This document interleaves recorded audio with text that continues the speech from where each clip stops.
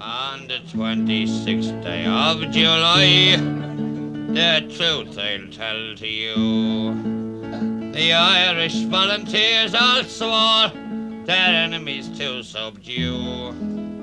They marched straight out to Hout and soon the people were alarmed when they heard the glorious news our Irish volunteers are armed.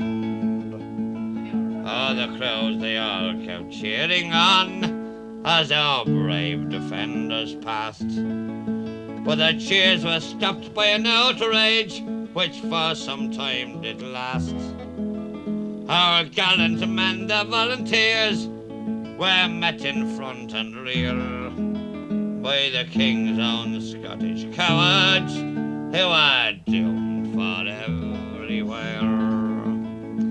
Oh, on Bachelor's Walk a scene took place which I'm sure had been just planned.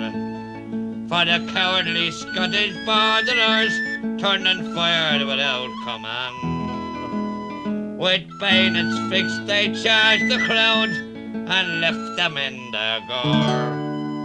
Oh, with bayonets fixed they charged and left their